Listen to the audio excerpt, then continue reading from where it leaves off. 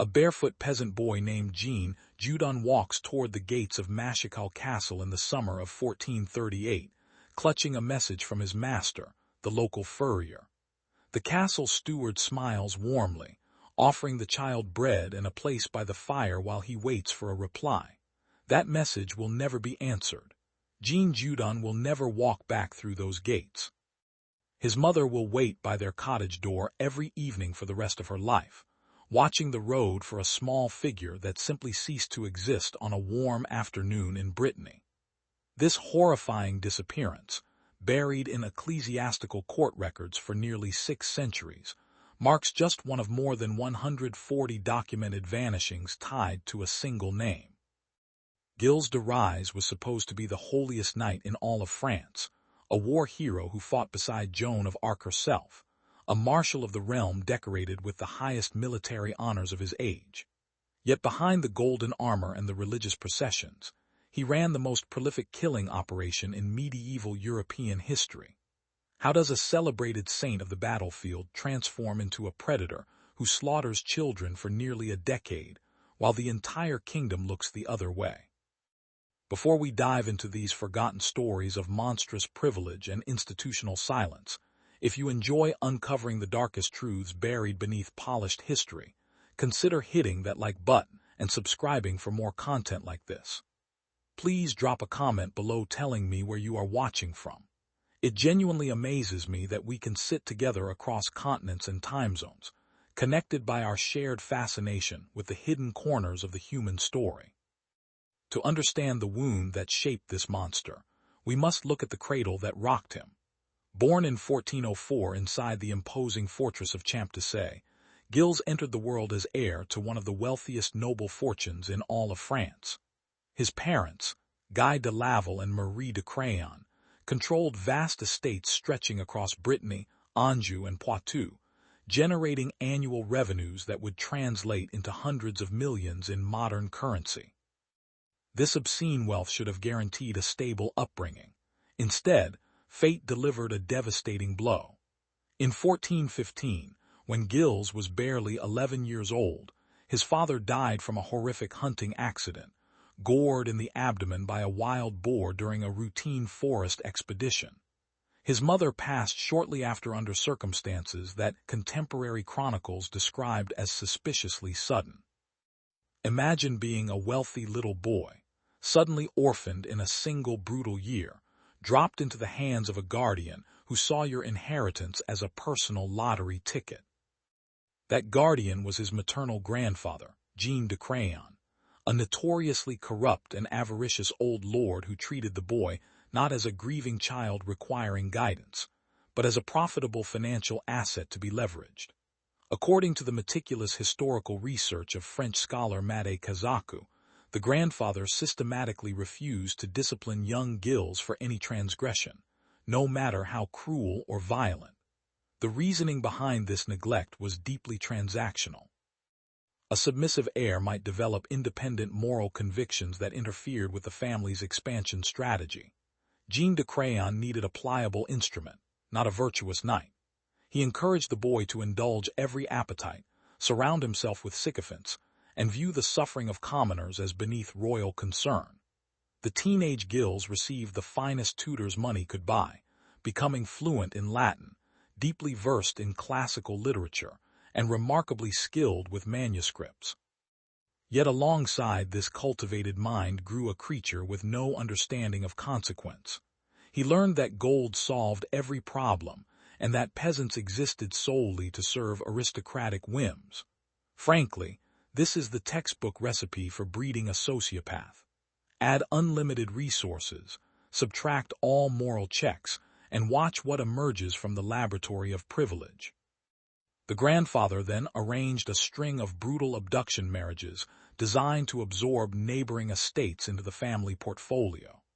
The first 2 attempted unions failed when the bride's families intervened, but the third, with the wealthy heiress Catherine de Thouars in 1420, succeeded after Gilles essentially kidnapped her at the age of 16. This entire transaction taught the young noble that consent was a luxury for lesser men, that violent acquisition was simply efficient business, and that the powerful operated under entirely separate rules. The church protested the marriage briefly, then accepted a generous donation and quietly approved the union. That single financial transaction, between an aristocrat and a religious institution, set the blueprint for everything that would come later. Wealth purchased silence. The system was already rigged before Gilles ever picked up a sword. Let us look at how this dangerously entitled young man rose to become the most celebrated war hero in the entire Kingdom of France. The year 1429 found France teetering on the absolute edge of total annihilation, with English forces besieging the strategically vital city of Orleans and threatening to extinguish the Valois dynasty forever. Into this catastrophic military situation rode a 19-year-old peasant girl named Joan of Arc, claiming divine visions and an unshakable mission to crown the Dauphin Charles at Reims. The royal court desperately needed experienced military commanders who would accept the leadership of an illiterate teenage girl without questioning her authority, an extraordinarily rare combination of skills. Gilles de Rais, now 25 years old and hungry for military glory that would validate his enormous inheritance, accepted this seemingly impossible assignment without hesitation. He became one of Joan's most trusted battlefield companions, riding alongside her at the lifting of the siege of Orleans on May 8, 1429, and again at the decisive victory at Patay just weeks later. Contemporary accounts describe him fighting with reckless courage at her side, his banner emblazoned with the cross of St. Michel snapping in the wind beside her white standard. This partnership proved transformative on a deeply personal level. Joan's transparent faith, her absolute lack of personal greed, and her unwavering moral certainty seemed to genuinely affect the young aristocrat. For the first time in his life, Gilles witnessed someone wielding enormous power without using it to gratify selfish appetites. Witnesses at the royal court noted his complete devotion to the Maid of Orleans, attending Mass beside her, taking communion at her insistence, and curbing the violent outbursts that had previously characterized his temperament. The brilliant Italian Renaissance historian Eugene Bossard, writing in the late 19th century, argued persuasively that Joan represented the single moral anchor preventing Gilles from descending into the abyss his grandfather had carefully prepared for him. Honestly, this is one of the most poignant relationships in all of medieval history. A peasant teenager and a wealthy young marshal fighting side by side for the soul of a nation, with one of them barely keeping the other from spiraling into darkness. The crowning achievement arrived on July 17, 1429, inside the magnificent Cathedral of Reims. Charles VII was finally consecrated as King of France, with Joan standing in glory beside the altar and Gilles de Rais holding the sacred ampulla containing the holy chrism oil used in the coronation ceremony. He was elevated to Marshal of France at the impossibly young age of 25, receiving honors that ordinary soldiers fought decades to even approach. The kingdom celebrated him as a divinely favored hero, the man who had helped save Christendom from English heresy. And then, just 2 years later, the only stabilizing force in his entire psychological architecture was savagely ripped away. Joan was captured by Burgundian forces at Compiègne in May 1430, sold to the English, subjected to a rigged ecclesiastical trial at Rouen, and burned alive at the stake on May 30, 1431. She was 19 years old. Gilles attempted a desperate, poorly organized rescue mission that completely failed to reach her in time, a wound that scholars believe haunted him until his own execution 9 years later. For centuries, mainstream historians characterized Joan's death as simply a tragic political event in the 100 Years' War. However, modern psychological analysis applied to historical figures suggests something far more sinister was unleashed inside Gilles by this catastrophic loss. The man who had been carefully restrained by Joan's moral presence suddenly found himself entirely unmoored, with unlimited wealth, vast estates filled with isolated castles, and absolutely zero remaining ethical guardrails. Researchers like Reginald Hyatt, who translated and analyzed the original trial documents, observe that the documented disappearances of children in territories controlled by Gilles begin appearing within approximately 18 months of Joan's execution. The timeline is chillingly precise. He looked at a world that had murdered the only saint he ever loved and decided that virtue itself was a fraud. This devastating loss completely altered his trajectory, transforming a flawed but functional war hero into something the medieval imagination could barely comprehend. September of 1434 saw Marshal Gilles de Rais unveil what he sincerely believed would be his ticket to manufactured immortality and divine reputation. The Mr. du Siege d'Orléans was an unprecedented theatrical production designed to commemorate the great victory of 1429, dramatize the holiness of Joan of Arc, and crucially, position Gilles himself as her indispensable noble companion in the official historical narrative. The sheer scale of this enterprise still astonishes modern researchers. The script ran to 20,529 verses across multiple acts. The production employed more than 600 actors, all dressed in luxurious silks and dyed wools specially commissioned for the performance. Massive wooden stages were constructed throughout Orléans, with elaborate mechanical effects designed to recreate sieges, miracles, and battlefield charges in spectacular detail. Free wine flowed continuously for every spectator, regardless of social class, throughout the multi-week run. The financial logistics behind this vanity project completely shattered the economic foundation of one of France's wealthiest noble fortunes. Gilles paid every actor a generous daily wage, provided new costumes for any performance where the originals showed even slight wear, and personally funded enormous public feasts featuring imported delicacies that ordinary peasants could never afford to taste. He scaled up the staging at every opportunity, demanding more elaborate decorations and increasingly extravagant special effects. If we translate the documented expenditures into modern financial figures, the production consumed roughly the equivalent of $80 to $120 million in a matter of months, an unfathomable sum for a single theatrical commemoration. Imagine a contemporary billionaire bankrolling a Broadway production where every audience member receives free luxury catering, and the lead actors are paid more than Hollywood stars, then repeating that production indefinitely until the bank accounts collapse. That is the rough financial scale of what unfolded in Orléans. His extended family watched this catastrophic financial hemorrhage with mounting horror and growing alarm. By early 1435, Gilles had begun selling off ancestral estates at desperately discounted prices, simply to maintain his lavish theatrical lifestyle and the increasingly bizarre experiments occupying his castles in Brittany. His younger brother René de la Suze and several powerful cousins approached King Charles VII directly with an urgent petition, requesting royal intervention to freeze the marshal's remaining assets and prevent further dissipation of the family fortune.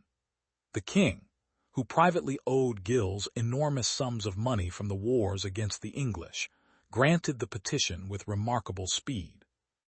In July 1436, a formal royal edict prohibited Gilles de Rais from selling, mortgaging, or transferring any additional properties anywhere within the kingdom. This was the medieval equivalent of declaring a celebrity socialite financially incompetent and seizing control of their bank accounts. The shame was supposed to halt his decline.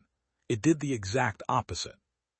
Cornered financially and humiliated publicly, Gilles refused to surrender his lavish lifestyle. Instead of accepting fiscal reality, he doubled down on an entirely different strategy involving alchemy, demonology, and the occult arts that supposedly transformed lead into gold. Convinced that supernatural assistance could replenish his treasury overnight, he dispatched trusted servants across Europe with explicit orders to recruit the most accomplished sorcerers, magicians, and occult practitioners they could locate. Money would be no obstacle, and any practitioner who promised genuine results would receive accommodations worthy of a visiting prince. This decision marked the precise moment when desperation transformed into something genuinely demonic. A bankrupt aristocrat, blocked from accessing his own remaining wealth, would now invite the darkest practitioners of forbidden arts directly into his castle walls. The trap of his own ambition had snapped shut, and a new chapter of unimaginable depravity was about to begin. By the spring of 1438, the recruitment efforts had finally yielded their most consequential prize. François Prelati arrived at Tiffauges Castle as a 22-year-old Florentine cleric, fluent in multiple languages, deeply versed in classical occult traditions, and possessed of an enormous personal charisma that immediately impressed the desperate marshal. Prelati claimed connections with a demon named Baron, who could allegedly provide unlimited gold in exchange for properly conducted ritual sacrifices. Gilles assigned him sumptuous private quarters, paid him an extraordinary salary, and granted him complete access to every corner of the castle complex.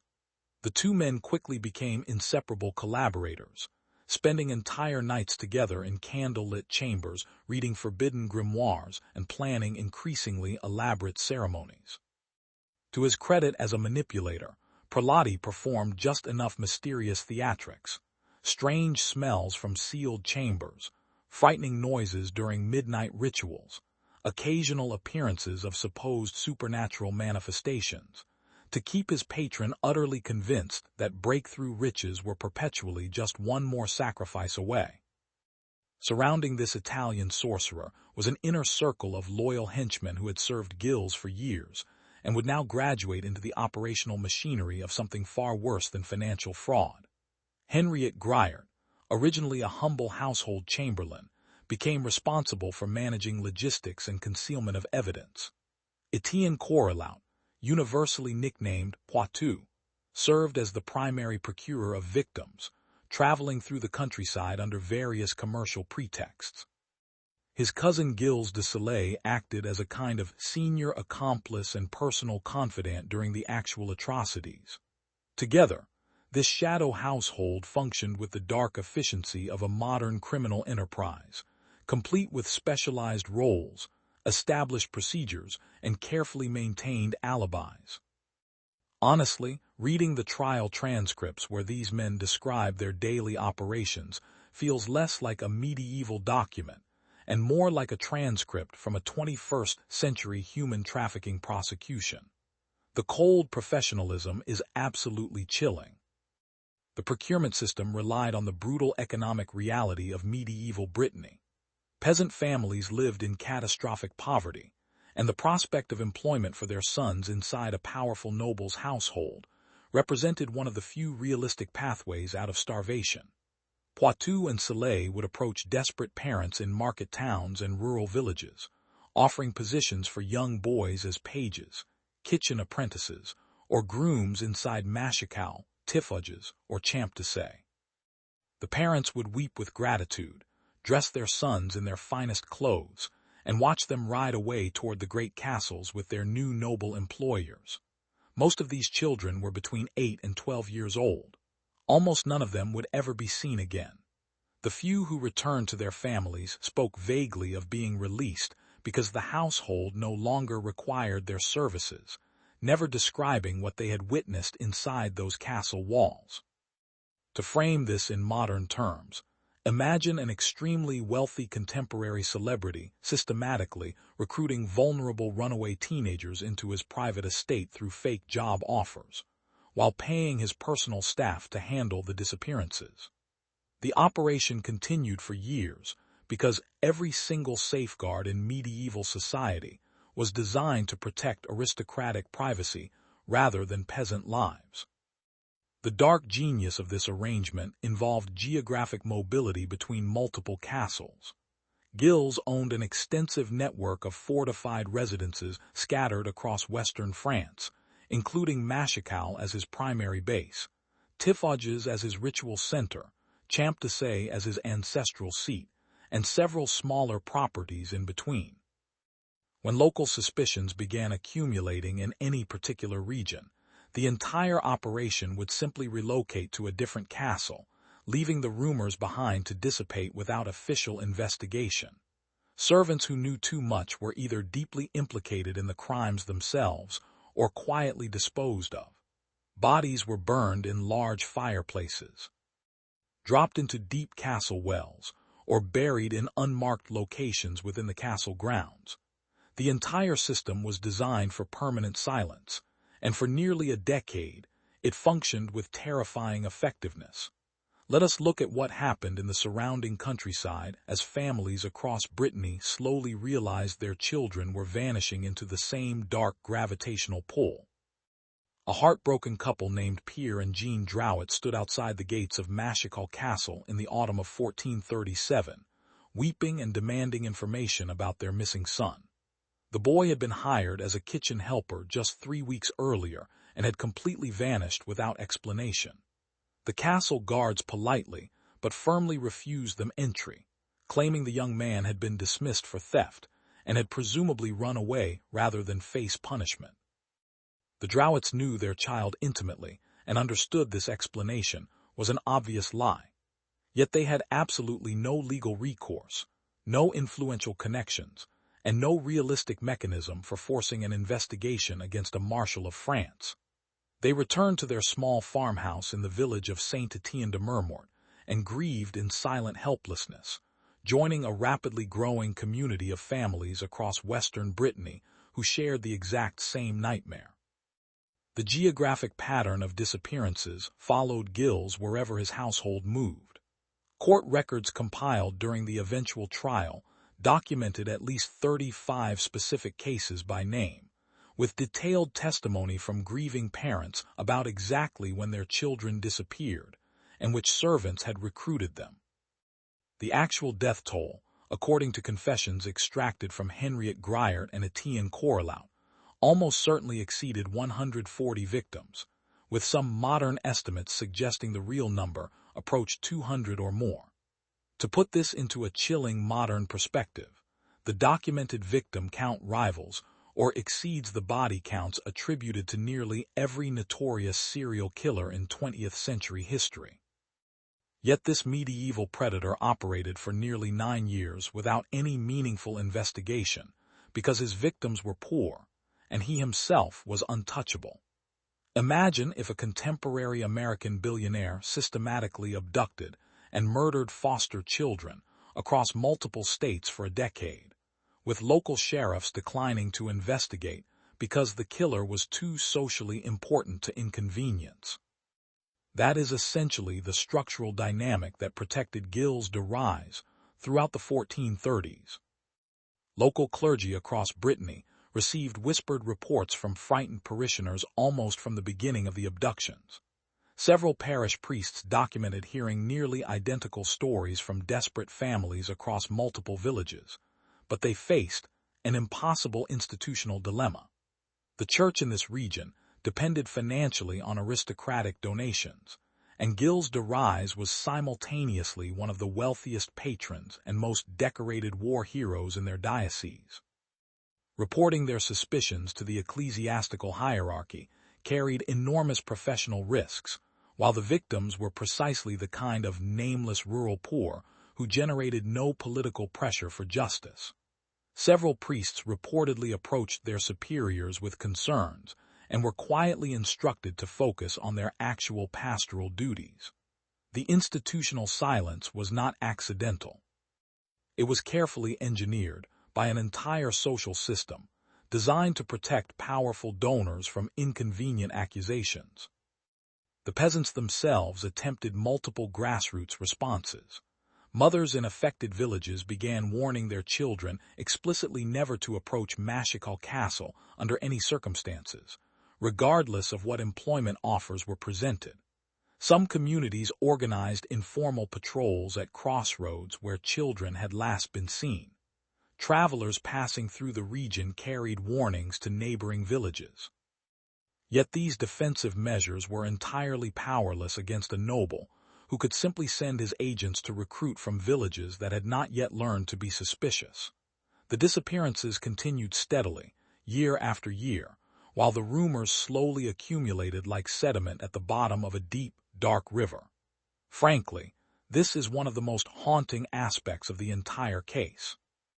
An entire region knew what was happening, whispered about it constantly, and was structurally incapable of stopping it because the legal system, the religious institutions, and the political hierarchy all aligned to protect the predator. Modern parallels involving billionaire abuse scandals demonstrate that this institutional pattern, where wealth and fame purchase nearly perfect impunity, has barely changed in 600 years. Tiffauges Castle in 1439 became the operational center for ceremonies so dark that surviving accomplices would later testify they expected divine lightning to strike them dead simply for describing what they had witnessed. François Prelati had transformed an entire wing of the fortress into an elaborate occult laboratory, complete with hidden altars, ceremonial circles drawn in ash and chalk, mysterious instruments imported from Italian workshops, and rare alchemical ingredients that consumed enormous portions of the household budget. Gilles invested himself in these rituals with the same fanatical intensity he had once brought to battlefield campaigns. Surviving testimony from Prelati himself describes nights when the marshal sat for hours in candle-lit chambers, repeating Latin invocations and waiting desperately for the demon baron to physically manifest and grant him unlimited gold. The theological perversion involved in these ceremonies represented perhaps the most disturbing aspect of the entire case. Gilles, raised within the institutional embrace of medieval Catholicism, consciously inverted the most sacred rituals he had known since childhood. He demanded that Prelati conduct what witnesses described as black masses, ceremonies that systematically mocked the traditional Catholic liturgy through deliberate sacrilegious reversals. Communion was profaned. Sacred texts were read backwards. The bodies of his murdered victims were brought into these ritual spaces and offered as components in supposed demonic transactions. According to Prelati's eventual trial testimony, body parts including hands, eyes, and hearts were placed in ceremonial vessels and presented as offerings designed to compel supernatural cooperation. The combination of sadistic violence against children with theological transgression against the Church itself created a hybrid horror that genuinely terrified even the hardened judges who would later hear the evidence. Yet despite the enormous expense and elaborate preparation, the demon baron never actually appeared. Prelati maintained a steady flow of plausible explanations for these continuous failures. The astrological conditions were wrong. The ritual ingredients were insufficiently pure. Gilles himself had not demonstrated adequate spiritual commitment. Each excuse triggered demands for even more elaborate ceremonies, more expensive ingredients, more victims for the dark rites. The Italian sorcerer was running an extraordinarily successful long con on his patron, generating a luxurious lifestyle for himself, while delivering absolutely nothing of supernatural value in return. Honestly, this is one of the most twisted aspects of the entire saga. A wealthy aristocrat was simultaneously running an industrial-scale child murder operation and being financially exploited by a charismatic conman who promised demons that never came. The layers of pathology stacked on top of each other defy easy comprehension. The financial drain accelerated dramatically during this period. Gilles continued selling whatever assets remained accessible despite the royal prohibition, often through legally questionable workarounds involving cousins, intermediaries, and falsified documents. By early 1440, his economic situation had become genuinely catastrophic, with creditors approaching from multiple directions and the royal court growing increasingly impatient with his transparent violations of the asset freeze. The combination of mounting debts, failed alchemical experiments, and escalating ritual violence created a pressure cooker situation that could not realistically continue.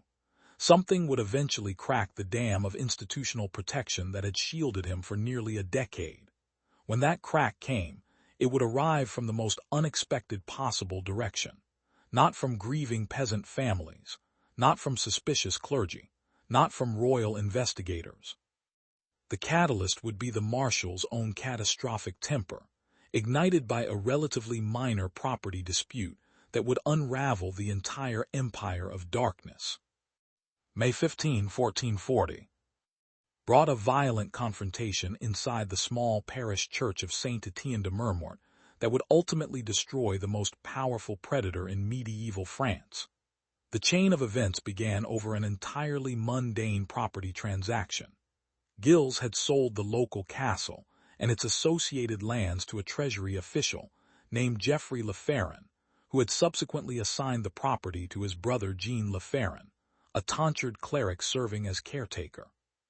Several months after completing the sale, Gilles changed his mind about the transaction and decided he wanted the property returned without refunding the purchase price. When his demands were refused, the marshal completely lost control of his temper. Accompanied by approximately 60 armed retainers, he stormed into Saint-Étienne de Mermort during High Mass on Pentecost Sunday, dragged Jean Le Ferron physically out of the church, while the priest was still wearing his ceremonial vestments, and imprisoned him in a nearby dungeon under threat of death. This single act of arrogant violence proved to be the strategic miscalculation that ended an empire. Attacking a cleric in the middle of Mass violated multiple categories of ecclesiastical law simultaneously, transforming a private property dispute into a direct assault on the church itself. Peasants disappearing into noble castles was a problem that could be ignored. A consecrated priest being abducted from the altar during the sacred liturgy was something that absolutely could not be overlooked. Bishop Jean de Maelstrait of Nantes, an ambitious and politically astute prelate who had been quietly collecting reports about the Maschcal disappearances for years without acting, suddenly possessed the perfect legal justification for launching a full ecclesiastical investigation. The bishop wasted no time. Within weeks, his investigators were systematically interviewing peasant families across multiple villages, collecting detailed testimony about missing children, and building a case that would prove utterly devastating. The investigation moved with stunning efficiency once institutional permission finally existed. Witnesses who had been silent for years now stepped forward in shocking numbers, describing exact dates, specific servants who had recruited their children, and the heartbreaking details of their final goodbyes. Parish priests who had previously been silenced suddenly remembered conversations they had overheard. Even members of Gilles' own household began cooperating with investigators in exchange for various forms of immunity or reduced punishment. The complete collapse of the protective wall around the marshal happened with breathtaking speed, illustrating the principle that institutional silence requires constant active maintenance and shatters the moment that maintenance ceases. To put this in modern terms, imagine a billionaire who maintained perfect cover for a decade through legal teams and crisis management firms, then committed one impulsive crime against a politically connected victim, and watched the entire protective apparatus disintegrate within weeks. That is essentially what happened to Gilles de Rais in the summer of 1440. On September 13, the formal arrest finally arrived. Gilles was apprehended at Maschcal without significant resistance, alongside his closest accomplices including Henriette Griart, Etienne Correlaut, and François Prelati. The most dangerous members of his household, including the more violent Italian guards who had served as enforcers during the worst atrocities, had already fled across borders into the relative safety of foreign jurisdictions. The marshal himself appeared to suffer something resembling a complete psychological collapse during the arrest, alternating between haughty aristocratic dismissal of the proceedings and confused emotional outbursts that suggested he had not genuinely anticipated this outcome. Even at the moment of arrest, he seemed to believe that his rank, his military honors, and his connections to the royal family would protect him from the consequences ordinary criminals faced. He was about to discover, in front of the entire kingdom, that some crimes eventually exceed even aristocratic immunity. The trial that opened in Nantes on October 8, 1440, immediately captured the absolute horrified attention of all Christendom. Two separate but coordinated proceedings unfolded simultaneously. The ecclesiastical court, presided over by Bishop Gilles de Rais, examined charges of heresy, sodomy, and conjuration of demons. The secular court, led by Pierre de l'Hospital as the Duke of Brittany's Chief Justice, addressed the murders, kidnappings, and assault on the cleric. The legal architecture was designed to ensure that no possible jurisdictional escape route remained available to the defendant. Gilles initially adopted a posture of furious aristocratic outrage, refusing to recognize the court's authority over a marshal of France and dismissing the judges as common functionaries unworthy of his attention. He shouted insults across the courtroom, called the bishops simoniacs and ribbalds, and demanded immediate release based on his noble rank. This defiant strategy collapsed entirely once the prosecution began presenting its overwhelming evidence. Witness after witness took the stand, ordinary grieving parents from villages across Brittany, describing exactly when their children had disappeared and which members of the marshal's household had recruited them. The cumulative emotional weight of these testimonies, delivered by simple peasant families who had nothing to gain from fabrication, proved utterly devastating. Court records describe several judges weeping openly during particularly heart-wrenching testimony. When Henriette Griart and Etienne Correlaut were brought forward and provided their detailed confessions, describing the exact methods of recruitment, the layout of the killing chambers, and the disposal of bodies, the entire case against the marshal became scientifically airtight by medieval evidentiary standards. On October 21, facing the imminent threat of judicial torture, Gilles dramatically reversed his position and delivered a comprehensive public confession that shocked even the assembled judges.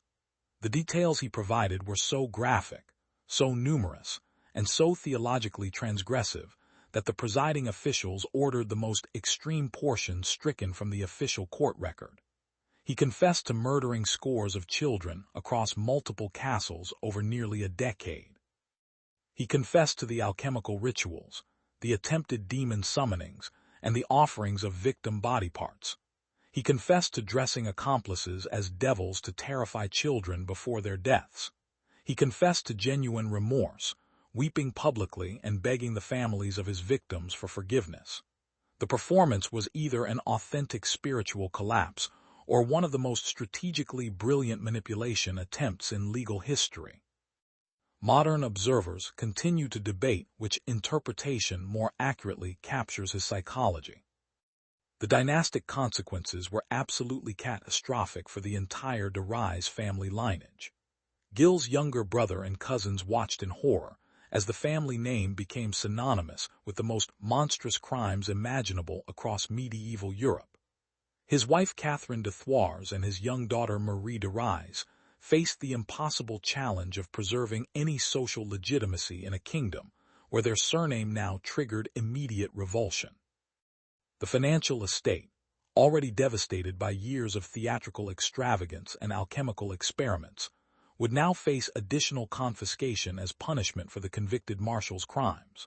To frame this in modern terms, imagine a massive multinational corporation collapsing in a single quarter due to revelations about the founder's monstrous personal behavior, with surviving family members forced to legally change their names and flee the country to escape persecution.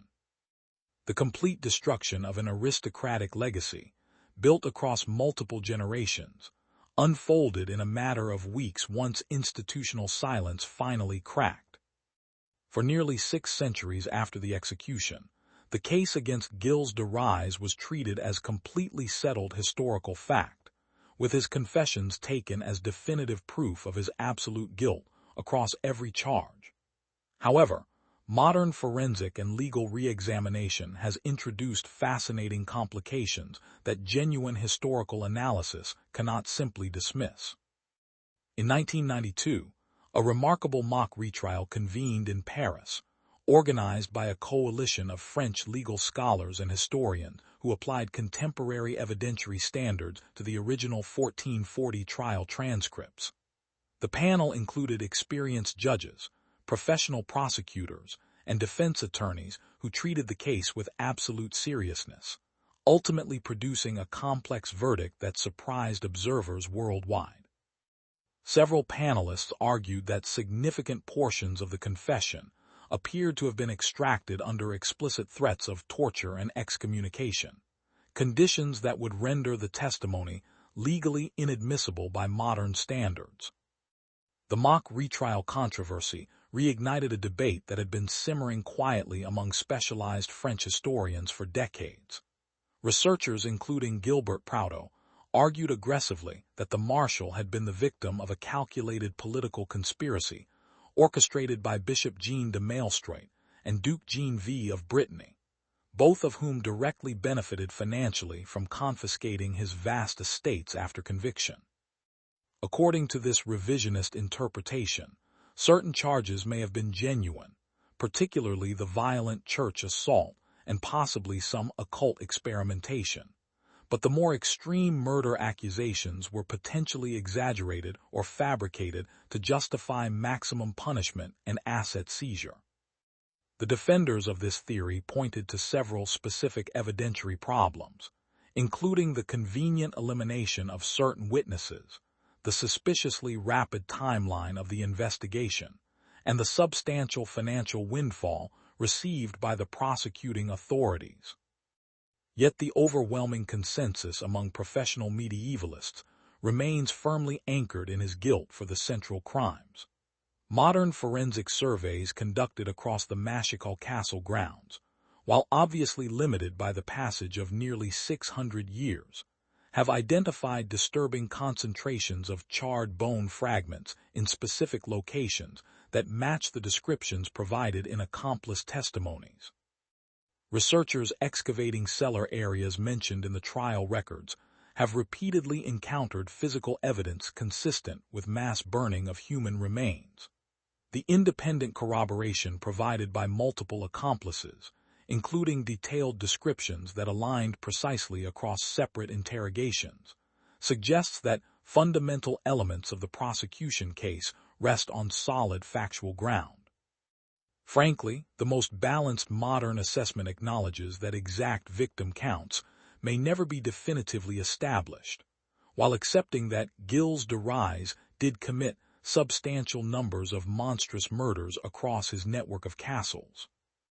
The deeper forensic puzzle involves understanding how a man who had once fought beside Joan of Arc, defended Christendom against English heresy, and earned the highest military honors in his kingdom, could descend so completely into systematic predation.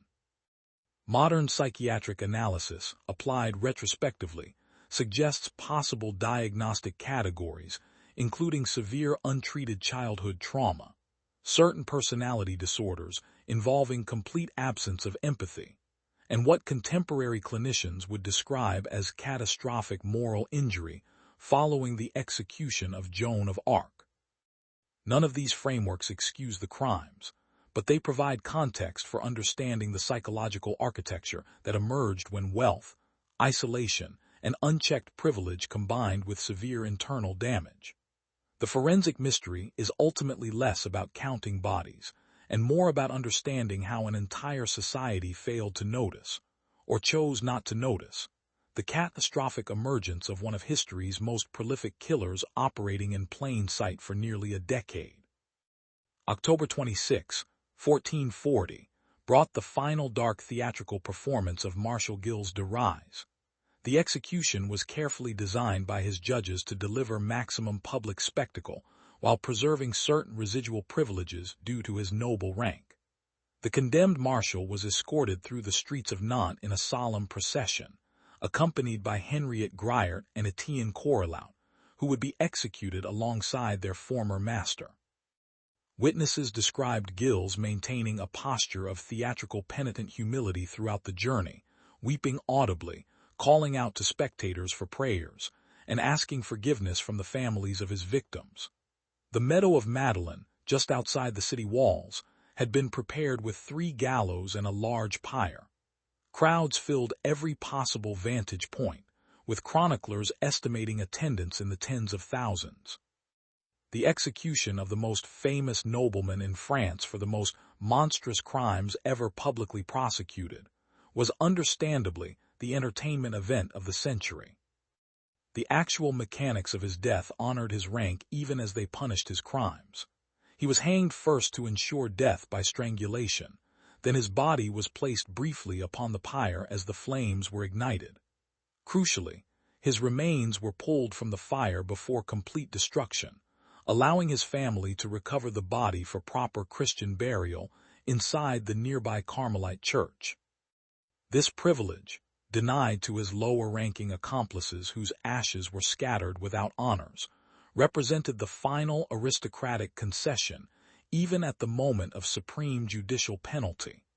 Court records indicate that his daughter Marie was permitted to claim the body, providing some measure of dynastic dignity to a family otherwise destroyed by the proceedings. The 2 co-conspirators were burned to ashes immediately, their remains denied any sanctified resting place, a final reminder that even in death the medieval system distinguished between the powerful and the disposable.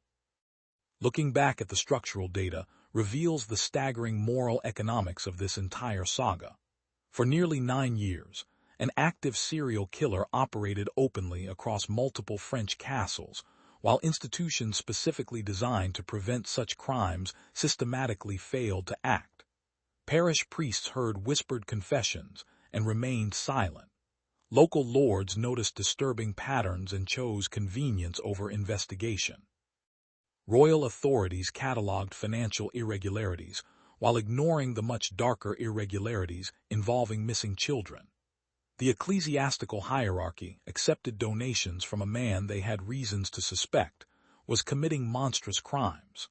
The entire architecture of medieval institutional power, theoretically designed to enforce Christian morality across the realm, functioned instead as an elaborate protection racket for one of its wealthiest patrons. Justice arrived eventually, but only after the predator himself triggered the collapse through his own catastrophic temper. This tragic outcome forces us to examine deeply uncomfortable parallels with our own contemporary moment. The institutional patterns that protected Gilles de Rais for nearly a decade have barely changed in 600 years. Wealthy and famous predators continue operating in plain sight while their victims, typically drawn from vulnerable communities, struggle desperately to be heard. Investigations into powerful figures repeatedly stall, until some unrelated act of arrogance finally creates the political opening that years of victim testimony failed to achieve. The recent revelations involving billionaire abuse networks, celebrity assault scandals, and institutional cover-ups across religious and entertainment organizations demonstrate that the structural dynamics protecting Gilles de Rais remain hauntingly familiar to anyone paying attention. Frankly, the lesson of his case is not really about medieval cruelty. It is about how human institutions consistently choose protecting power over protecting victims, generation after generation, century after century. What do you think is the true lesson of this nightmarish saga? Did medieval institutional failure represent a specific cultural moment we have safely transcended? Or do you recognize the same patterns operating in your own world today? Drop your thoughts in the comments below and share your perspective with our growing community of curious viewers. If you want to explore another forgotten predator who operated under the protection of institutional silence, click on the video appearing on your screen right now to discover the chilling story of Elizabeth Bathory, the Blood Countess whose victims were ignored for decades. Thank you for joining me on this dark journey through history, and I will see you in the next chapter of our exploration into the hidden corners of the human story.